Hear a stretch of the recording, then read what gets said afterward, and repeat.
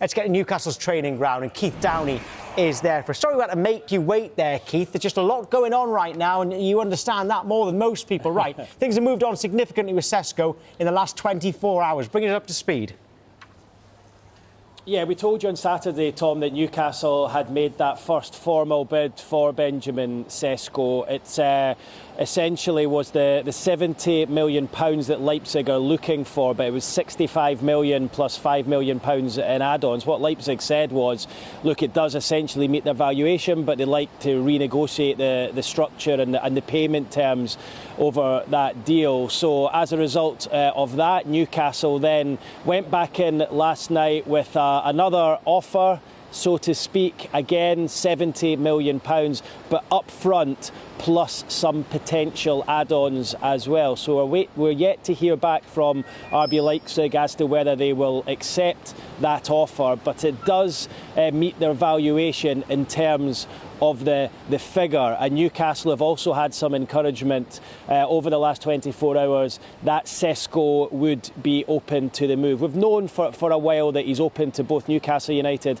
and Manchester United. One source actually told us last week that he favoured a move to Manchester United. But as it stands, Newcastle's offer for Sesko is the only offer that is on the table. And I think as far as Newcastle are concerned, they can't wait around forever, because if Alexander Isak is to be allowed to go, they want to ensure that they have a replacement in first. So yeah, they've had that encouragement that Sesko would be keen on a move to Newcastle United, coupled with that new bid, as I say, £70 million plus some add-ons. It feels as though this transfer is beginning to move, and I think the next 24 to 48 hours could be telling. Well, it is interesting because we have been expecting Manchester United to come in for him as well. But like you say, Newcastle's bid's the only one at the table right now. How worried are Newcastle that Manchester United will come in eventually? Look, I think there's an internal worry, yes, because we keep getting told, the noises are that Manchester United are there, but they're not there in terms of a formal offer. It's only Newcastle who at this stage have made an offer for Benjamin Sesko and said, look, we want to sign you. I think there is an internal concern that perhaps the player does favour Manchester United, but of course those positive noises came out last night that he is open to a move to Newcastle United and that he is keen to discuss that and consider that. So it feels like we are getting to an end point. I think there's also just an internal concern as well that with him saying that he would be keen for a move to Newcastle United, is that just the smoke out interest from Manchester United, or is that real? And I think, taken on face value, I think Newcastle trust that it is real, and that is why they've gone in with that newly structured offer for him last night.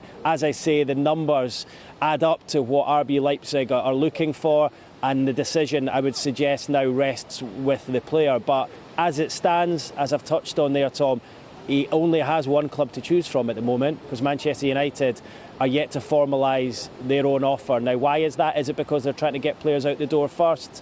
Are they trying to work themselves around PSR? Are they just playing the waiting game?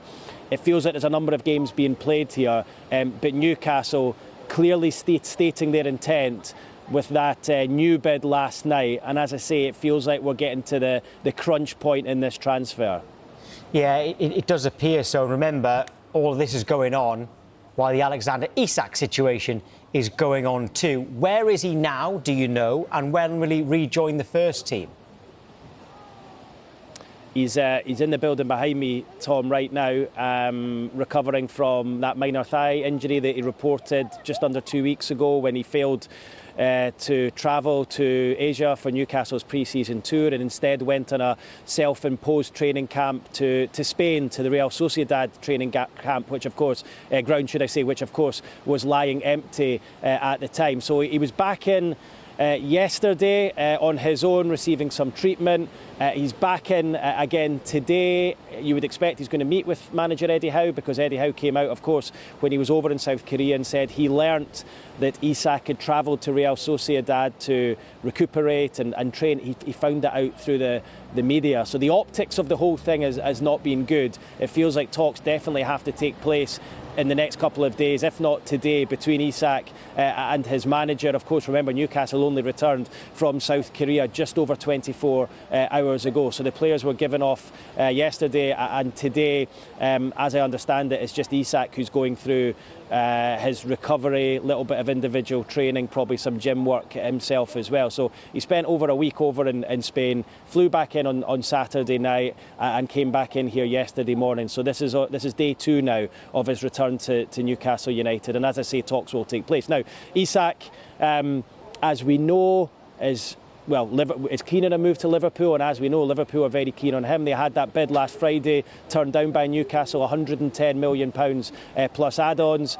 But my understanding is that if Newcastle managed to sign Benjamin Sesko, and as we've been saying there, that move is advanced, then Isak will potentially be allowed to leave if Liverpool come up with an offer that Newcastle deemed to be fair. So they had the 110 plus add-ons turned down. My suggestion would be they're going to have to add on a little bit more to that to get a deal done. Isak is agitating to leave, as we know, but Newcastle will not let him leave until they've got what they believe a ready-made replacement in. Benjamin Sesko is that man, but as yet, they've yet to get that deal over the line. Keith, thank you. Hi, Mark. We've been doing the show since 2019. I can't remember 3 bits of breaking news in one advert breaking.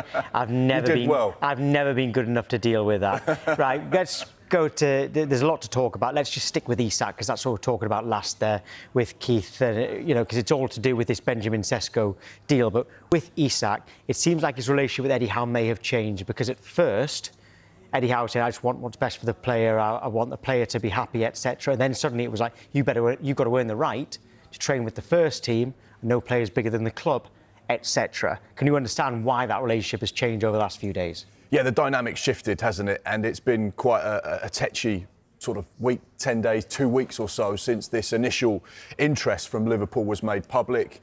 And then, of course, we've had a different story, and the whole situation has gone in a different direction at every single stage over the last couple of weeks or so. And I should imagine for Eddie Howe, who's just trying to focus on building a winning team to compete in the Premier League and the Champions League, to have his star striker at the centre of what seems to be a tug of war and a lot of media speculation, it will be doing a lot of damage to what he wants to do and cultivate that culture and that spirit and that togetherness, which has been such a huge factor of Newcastle United's success since he went into the North East. You know, this is not what he wants at all. Eddie Howe historically has always wanted his transfer business done really early in the window so that he can spend a good 6 weeks working with the players, working with the new players, so that they can understand and adapt to the systems and setup that he wants. So this is not ideal in so many situations. But like we've always been saying, and like Keith touched upon there, Alexander Isak will only leave Newcastle United if they have what they feel are suitable replacements in that department ready to go. You know, he will not get his wish unless Newcastle United are happy and satisfied they have the squad and the players that they deem to be good enough. And that's where the problem lies, because this is one sort of set of dominoes, but only one will fall when something else gets put in exactly the right place. And Newcastle United will not go into this season without strikers that they feel capable of competing. No. And that's the biggest problem that they have with letting Isak go, should they decide to let him go, is that they need to get replacements sorted out first. Well, that's him, yes. Benjamin Sesko, behind us. Now, Newcastle, like Keith says, that's the only bid on the table right now. Yeah. Which part of you thinks, well, Newcastle are trying the hardest to get him, so he should go to Newcastle. But Newcastle went in for Hugo Ekitike and he went to Liverpool. Yeah.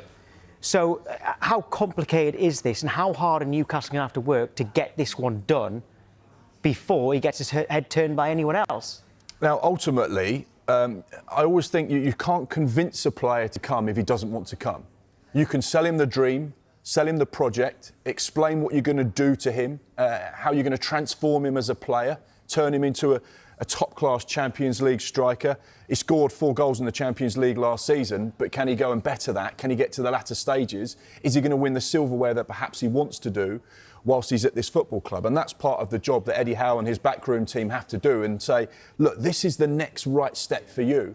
But ultimately, if the player isn't on the same page and doesn't have that belief that this is potentially his next step, then you're trying to convince someone that doesn't want to be convinced. And ultimately, that's where Newcastle get to a point where they say, ultimately, we have to walk away here because this is not healthy for us. The player clearly doesn't want to come, so therefore, we need to move on to other targets. I think the thing about Benjamin Sesko is he's always had an interest in coming to the Premier League, and he's been open to potentially joining Newcastle United.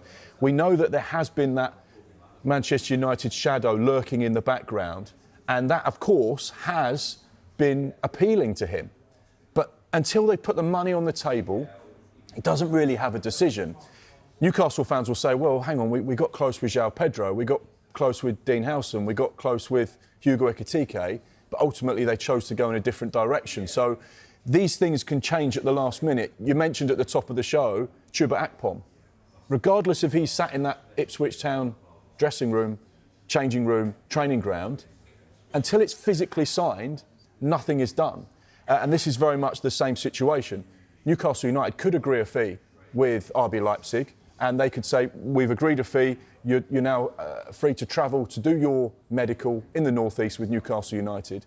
He could fly over to the North East and then get a phone call to say Manchester United have matched the fee and actually they're going to give you more money, and then he goes from Newcastle to Manchester. That's what's happening at the moment. It feels like there is a lot going on and a lot of moving parts, but like Keith rightly said, this is not going to go on much longer. Newcastle United won't allow this to go on much longer. They're going to want a decision so they can start to focus on exactly what they're doing, and if they do need to move on to other targets, then they'll have to do that.